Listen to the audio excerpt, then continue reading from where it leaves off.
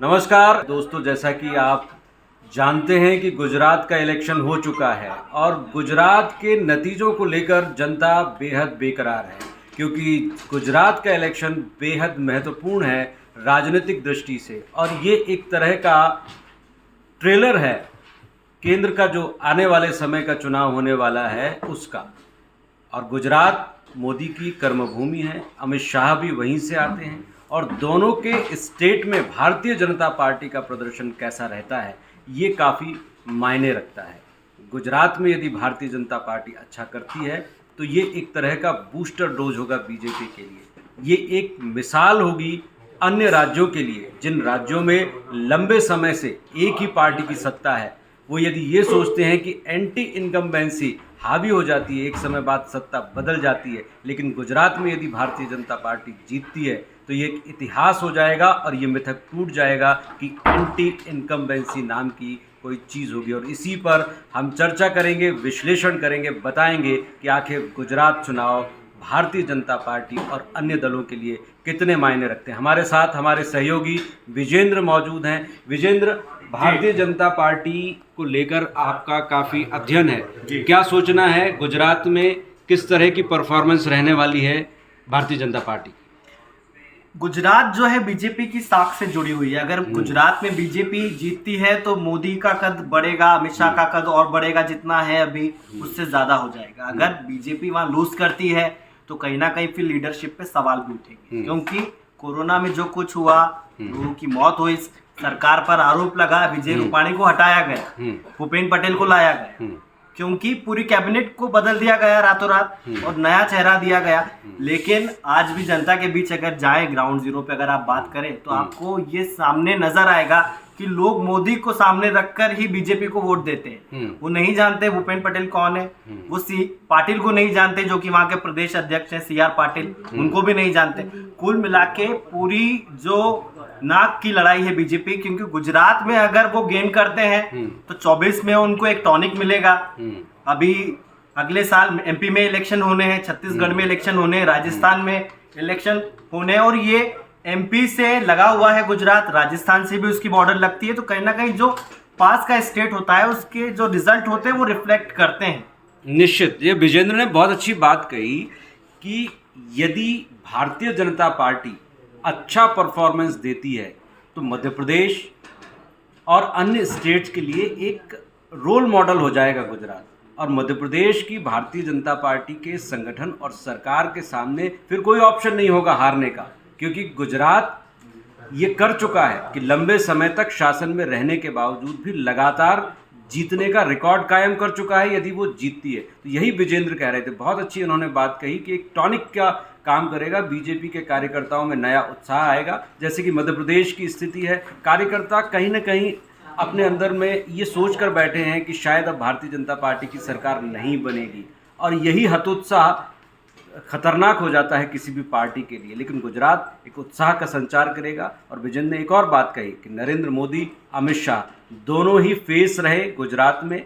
गुजरात की जनता दोनों को ही देखकर वोट करती है। नरेंद्र मोदी गुजरात को अपनी अस्मिता से जोड़ते हैं, और गुजरात यदि वो जीतते हैं तो उनकी साख बढ़ती है, लेकिन गुजरात यदि वो लूज करते हैं तो सीधे तौर पर अमित शाह और नरेंद्र मोदी के नेतृत्व पर सवाल खड़ा होता है। सर, एक बात मैं ऐड करना चाहूंगा। विजन कुछ बोलना चाह रहे हैं?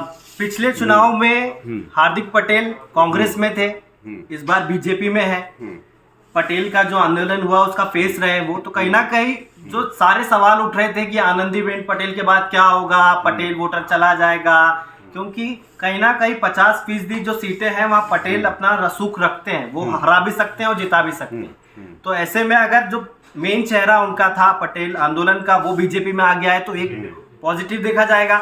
मुख्यमंत्री भूपेन्द्र पटेल खुद उस कम्युनिटी से आते हैं, तो कांग्रेस के लिए एक बड़ा सेटबैक है, क्योंकि कांग्रेस छोड़ के गए वो। राहुल गांधी के साथ होते थे किसी जमाने में, साथ में चलते थे, साथ में दिखते थे। तो कुल मिला के ये जो नतीजा आने वाला है वो विन विन सिचुएशन रहेगा बीजेपी के लिए, क्योंकि पटेल का जो वोट है वो भी मिलेगा, प्लस 26 सीटें आती है लोकसभा की। तो ये 26 सीटें अगर फिर से वो 26-0 कर पाएंगे तो जो टैली होगी लोकसभा में वो भी स्ट्रांग होगी भारतीय जनता पार्टी। बहुत अच्छी इन्होंने बात कही। और आने वाले समय में 7 राज्यों के चुनाव होने वाले हैं, उसमें मध्य प्रदेश है, कर्नाटक है, छत्तीसगढ़ है, राजस्थान है और नागालैंड है, कर्नाटक है। तो ऐसे राज्यों में चुनाव से पहले गुजरात का रिजल्ट बहुत मायने रखेगा। भारतीय जनता पार्टी के लिए ये चुनाव बहुत महत्वपूर्ण था, इसलिए इसमें पूरी ताकत झोंक दी गई। और मध्य प्रदेश के लिहाज से हम देखें तो मध्य प्रदेश के कई बड़े नेताओं को गुजरात भेजा गया। उनकी संगठन क्षमता, उनकी नेतृत्व क्षमता की परख भी इस चुनाव से होगी। नरोत्तम मिश्रा से लेकर भूपेंद्र सिंह और अन्य तमाम मंत्री गुजरात भेजे गए। तो कविता भी हमारे साथ है। कविता हमारी सहयोगी है और एग्जिट पोल के नतीजे आपको बता रही है। नतीजे क्या कहते हैं, एग्जिट पोल से क्या रिफ्लेक्शन आता है, क्या हमें पता चलता है, ये कविता के। तो कविता बताइए क्या कह रहा है एग्जिट पोल। जी बिल्कुल अतुल जी, आपको बताना चाहूंगी गुजरात विधानसभा चुनाव तो हो गया है, लेकिन उसके बाद हमको इंतजार किसका है, रिजल्ट का। तो हम बताते हैं एग्जिट पोल, तमाम एग्जिट पोल जारी हो चुके हैं। इसमें ये बताया गया है कि गुजरात में किस पार्टी की सरकार बन सकती है, किस पार्टी को कितनी सीटें मिल सकती हैं। तो आइए हम अपने दर्शकों को बताते हैं। आज तक एक्सिस माई इंडिया 129 से 151 बता रहा है बीजेपी, और कांग्रेस की बात करें, कांग्रेस 16 से 30 और आप जो है 9 से 21 और बाकी जो बचे अन्य 2 से 6। और एबीपी सी वोटर की बात करें तो 128 से 140 भाजपा और 31 से 43 कांग्रेस, और वहीं आपकी बात करें तो 3 से 11। और रिपब्लिक पी मार्क्यूब पे आते हैं तो 128 से 148 भाजपा और 30 से 42 कांग्रेस को बता रही है। और वहीं आपकी बात करें तो आप 2 से 10, ठीक है। और टाइम्स नाउ ईटीजी की बात करें तो 139, कांग्रेस 30 और आप 11, और जो अन्य हैं वो 2। और इंडिया न्यूज़ जन की बात करें तो 177 से 140 और कांग्रेस 51 से 34 और आप जो है 13 से 6 और अन्य 1 से 2। और जी न्यूज़ बार की बात करें तो 110 से 125 बीजेपी, 45 से 60 के बीच कांग्रेस और 1 से 5 आप और 0 से 4 अन्य। और टीवी 9 ऑन द स्पॉट की बात करें तो बीजेपी को ये 128 दे रही है और कांग्रेस को 45 और आपको 4 और अन्य को 5। न्यूज़ टुडे चाणक्य की बात करें तो बीजेपी को 150 और कांग्रेस को 19 और आपको 11 और अन्य को 2। इंडिया टीवी की बात करें तो 112 से 121 बीजेपी को, 51 से 61 कांग्रेस को, 4 से 7 आपको और 1 से 3 अन्य को। तो जितने भी एग्जिट पोल हैं उसमें बीजेपी जो है अतुल जी वो जीतते हुए नजर आ रही है। जी, तो कविता ने जो बताया, और एवरेज जो मैं देख पा रहा हूँ कविता 133 एवरेज आ रहा है। विजेंद्र, आखिरी कमेंट आपका, 133 यानी बम्पर जीत की ओर भारतीय जनता पार्टी बढ़ रही है। कांग्रेस सिर्फ 38 पर सिमट रही है और आम आदमी पार्टी जिससे बहुत ज़्यादा उम्मीदें की जा रही थी, एग्जिट पोल तो उसे सिर्फ 8 एवरेज सीट लेते हुए बता रहा है। क्या कहना है सर? मेरा कहना ये है कि आम आदमी पार्टी अगर वोट काटेगी तो वो कांग्रेस के वोट काटेगी, क्योंकि वो सोच रही है कि विपक्ष में कैसा फेस आना चाहिए जो उनकी बात रखे, क्योंकि कांग्रेस के पास वो लीडरशिप नहीं। कांग्रेस ने अपनी लीडरशिप को ग्रो नहीं किया। अब आपको बता दूं, सबसे बड़ा फेस वहां पर थे अहमद पटेल, वो अब इस दुनिया में नहीं है। तो कांग्रेस का जो संकट मोचक का जो चेहरा था वो आज दुनिया में नहीं है, इसलिए शायद ये टैली 30 तक जा रही है, वो 30 भी मुश्किल हो जाए।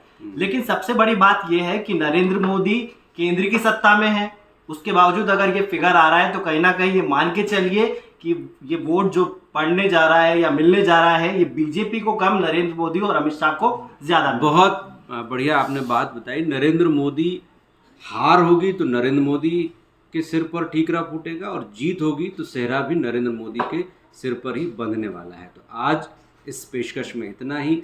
नतीजों का इंतज़ार कीजिए, असलियत सामने आ जाएगी। कौन कितने पानी में ये पता चल जाएगा। दूध का दूध, पानी का पानी मतदाताओं ने कर दिया है। मतपेटियों में सबकी किस्मत का फैसला बंद है। इंतज़ार है 8 तारीख का। 8 तारीख को सुबह से ही रुझान आने शुरू हो जाएंगे और तब हम आपको फिर से विश्लेषण बताएंगे और एक एक सीट के नतीजे के आधार पर बताएंगे ये नतीजे क्या कहते हैं। नमस्कार।